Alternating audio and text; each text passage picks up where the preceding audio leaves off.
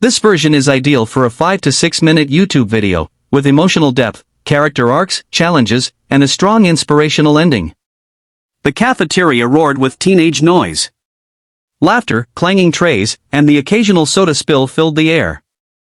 It was lunchtime at Everbrook High, where social circles ran deep and the line between cool and invisible was bold.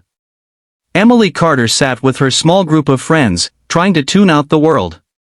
She always sat near the corner table, close to the exit, less attention, fewer eyes. She had always been quiet. Not shy, but observant. Polite but reserved. While others screamed to be noticed, she had learned to stay small, unnoticed, untouched. At least until today. I dare you, bro. Do it. From across the cafeteria, Chad Dawson, the school jock and social tyrant, laughed. He wasn't alone. His pack, Kyle, Logan, and Bryce egged him on, their voices carrying across the room like a bad echo.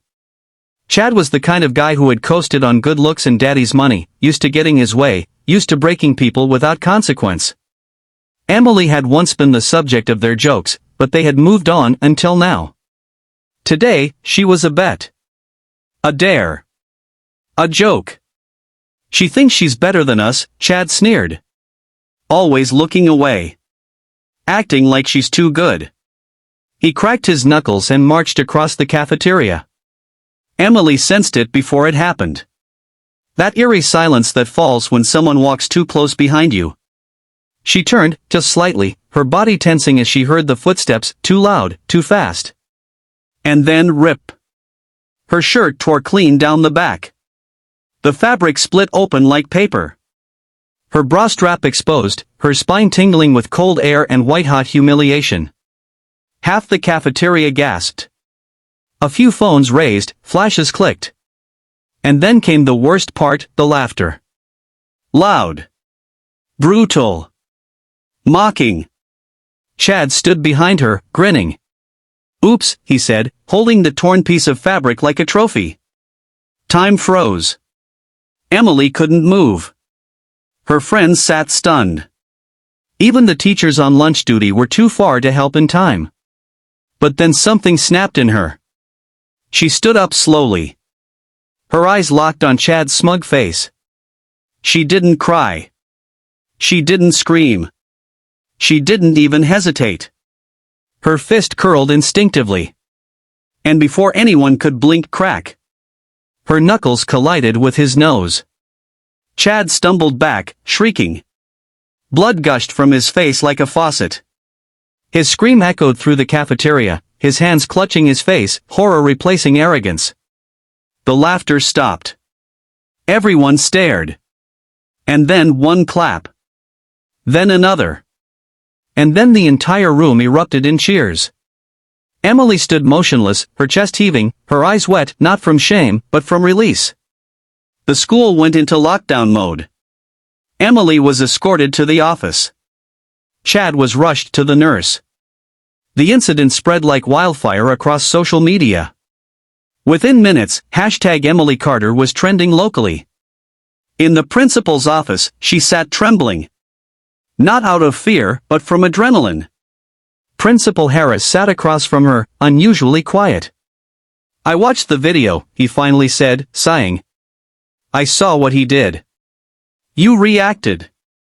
And honestly, I don't blame you. Still, policy was policy.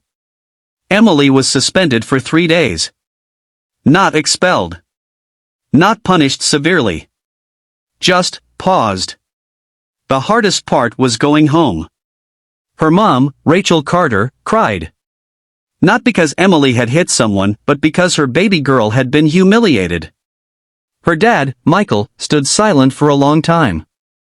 Then, finally, he said, I'm proud of you. And Emily broke down in his arms. It was the first time she felt truly seen. When she returned to school, things were different. Whispers followed her, not the bad kind. Respect. Admiration. Girls she had never spoken to before nodded at her in the halls. Some even came to thank her, quietly admitting they had been picked on too. Her teachers treated her gently. Her friends walked taller beside her. But not everyone approved. Chad's friends glared at her. A few even tried intimidating her in the hallways. But they quickly backed off when Emily stood her ground, calm and unafraid. She had started attending the self-defense classes her dad used to beg her to try. And now, she was learning not just to punch, but to protect. One day, something unexpected happened. A freshman girl, teary-eyed and shaking, came to Emily during lunch. "Can I sit with you?" she whispered. "Those guys won't stop making fun of me in gym." Emily smiled and scooted over. "You can sit with me any day." That was the moment she realized it wasn't just about her anymore. The school invited her to speak during anti-bullying week. She was terrified, but she agreed. On stage, looking out at hundreds of faces, Emily spoke from her heart. "I didn't punch Chad because I'm violent. I punched him because he tore away my dignity, and I needed to take it back. I don't think violence is the answer, but I do believe in standing up for yourself, in whatever way you safely can. You don't have to hit someone to fight back. Sometimes, speaking up is the bravest punch of all." The room was silent. Then erupted in applause. Chad never came back. His parents moved him to another district, far away from the scandal. Emily's story spread beyond Everbrook. Local news, then national. A few months later, she was invited to speak on a youth leadership panel. But she never let it get to her head. She remained humble. Kind. Brave. Because she remembered that day, the ripping sound, the laughter, the silence, and the strength it took to swing back. Emily Carter's story wasn't about violence. It was about power, the kind you find when you refuse to stay silent, when you take back control from those who try to humiliate you. Her story became a symbol for girls like her, everywhere. Because sometimes, the quietest girl in the room is the one who changes everything.